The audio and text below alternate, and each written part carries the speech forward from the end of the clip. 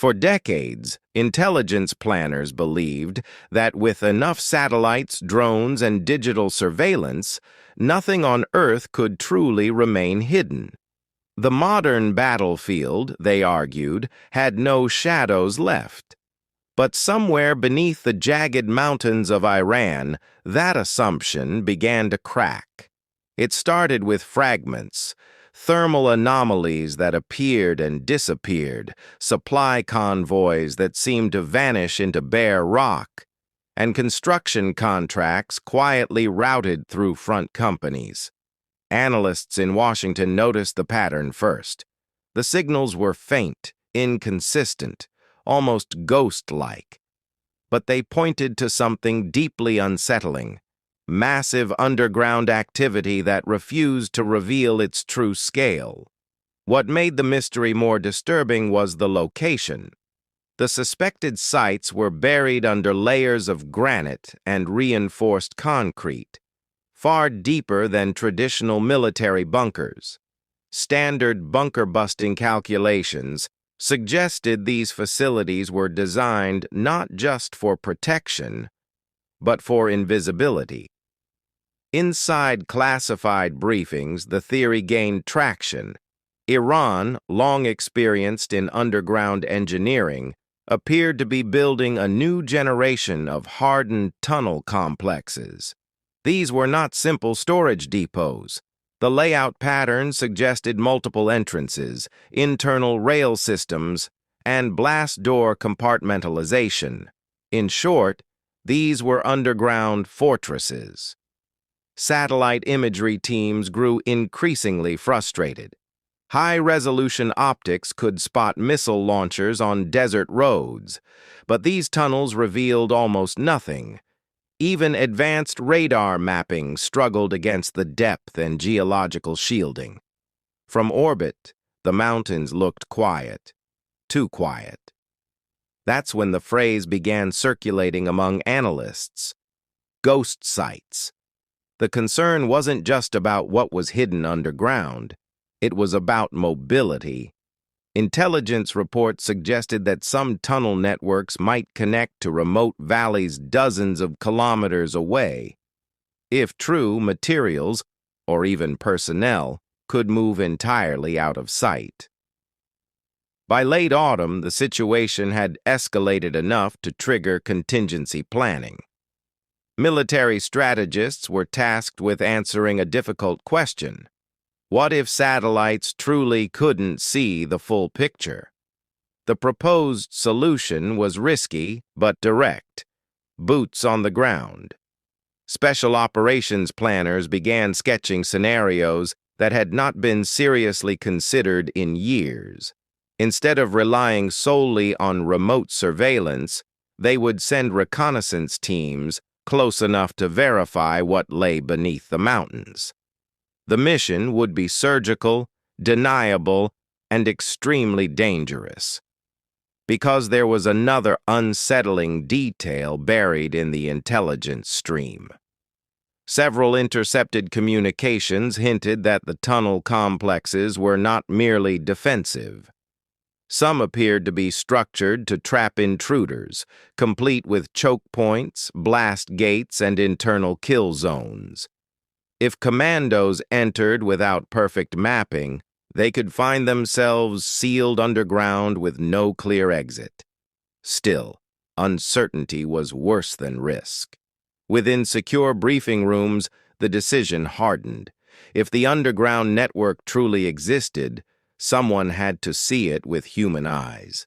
And soon, a small team would be asked to walk into the dark. The operation was never meant to become public knowledge. In a windowless planning room, special operations officers studied terrain models projected across the wall. The target zone lay in rugged highlands where steep ridge lines and deep rock formations created natural concealment. From space, the area appeared almost featureless. On the ground, it was a labyrinth. The mission profile was deceptively simple: infiltrate quietly, confirm the existence of the suspected tunnel complex, gather environmental data, and extract without detection. No strikes, no explosions, just eyes inside the mountain. But everyone in the room understood the reality. Underground reconnaissance is one of the most dangerous forms of special operations. Once inside confined spaces, advantages like air support, long-range optics, and rapid evacuation begin to disappear. The environment itself becomes the enemy. The selected team trained intensively for weeks. They practiced movement through tight corridors, rehearsed emergency extraction drills, and studied every scrap of geological data available. Engineers built mock tunnel systems so the operators could simulate worst-case scenarios, blocked exits, sudden pressure doors, and communications blackouts. One concern kept resurfacing during the briefings: mapping uncertainty. Unlike urban raids where blueprints often exist, these tunnels were largely theoretical. Analysts could estimate entry points, but the internal layout remained unknown. If the complex was as sophisticated as suspected, the team could face multiple branching corridors, false paths, or even deliberately designed traps. Despite the risks, the operation moved forward. On a moonless night, the infiltration began. The team inserted quietly into the highlands, moving on foot across cold, uneven terrain. The mountains swallowed sound. Even the wind seemed muted, as if the landscape itself were holding its breath. Thermal scans confirmed what satellites had only hinted at: subtle heat signatures bleeding through the rock in irregular patterns. It wasn't proof, but it was enough.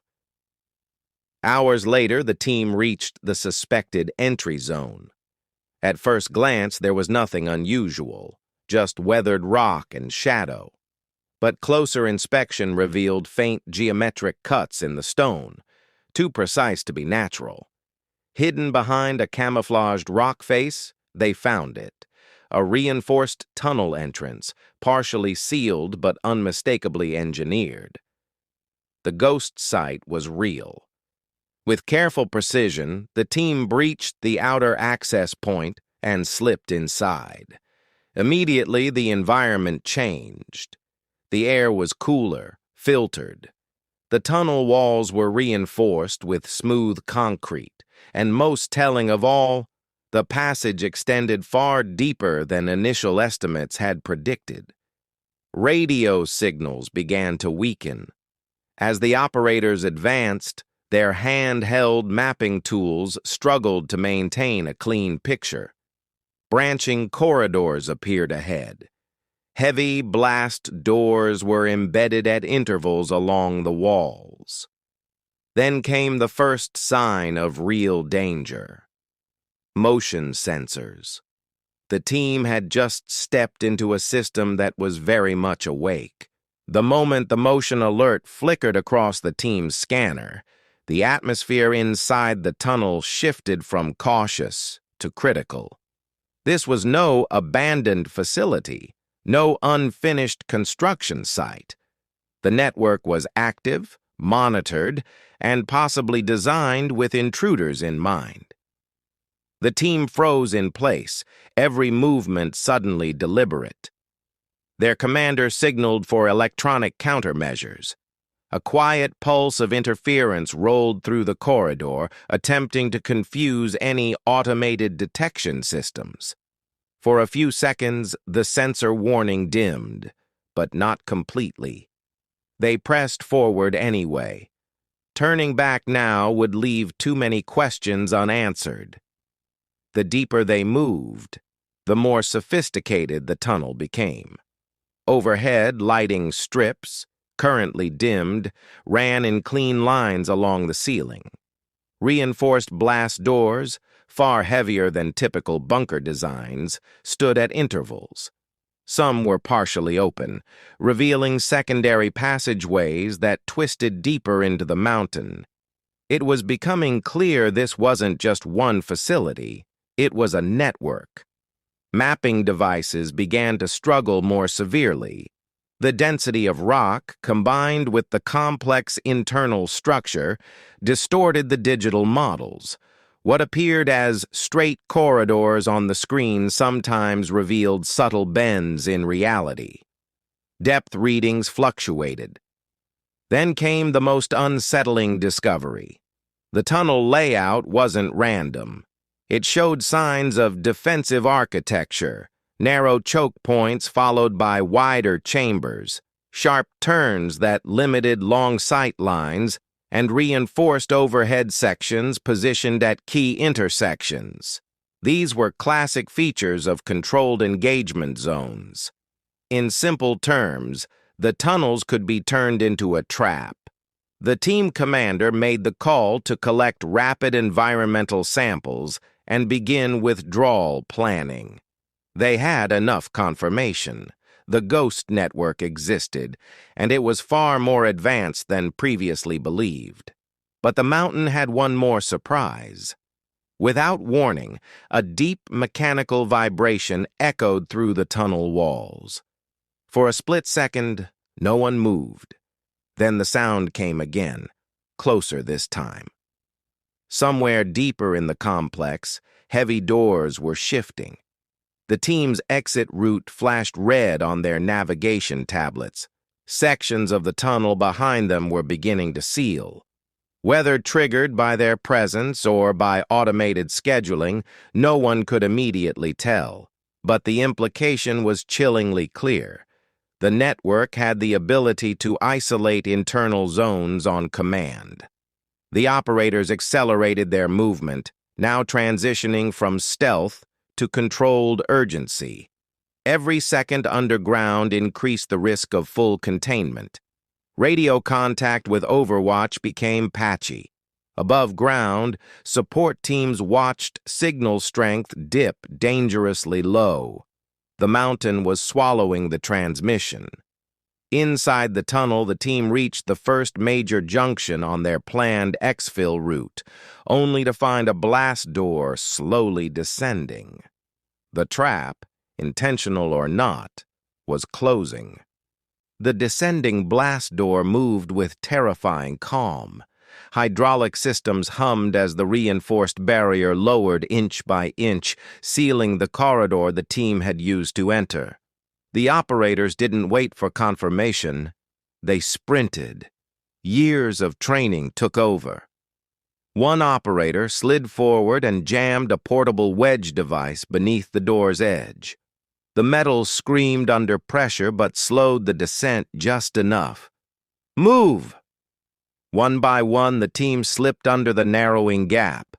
The last operator barely cleared it before the wedge shattered and the blast door slammed shut behind them with a thunderous boom that echoed through the tunnel.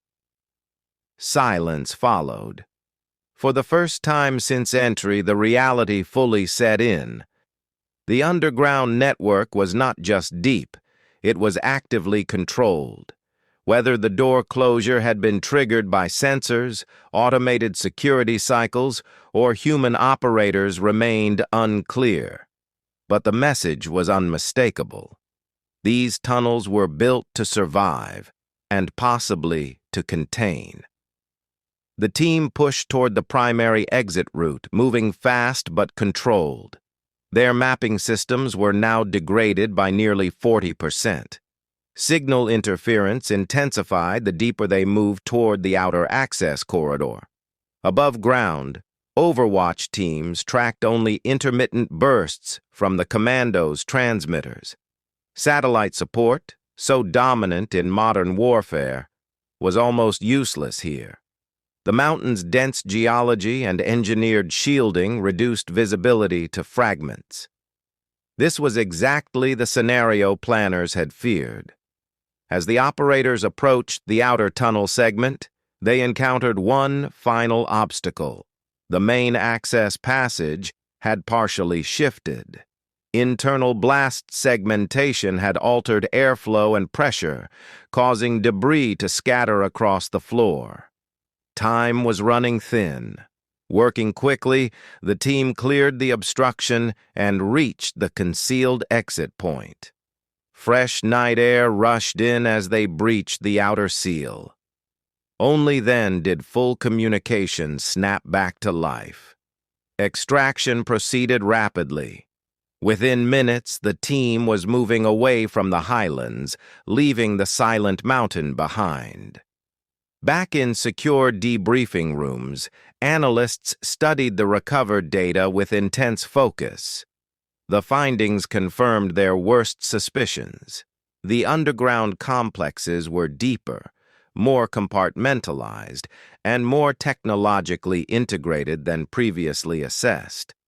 Most concerning of all, the tunnels demonstrated clear defensive logic designed to complicate intrusion. In the months that followed, the phrase "ghost nuclear sites" would circulate widely in intelligence circles, not because satellites had failed completely, but because the underground battlefield had evolved faster than many had anticipated. The lesson was stark. In an age dominated by surveillance from the sky, the deepest secrets were once again being buried in stone.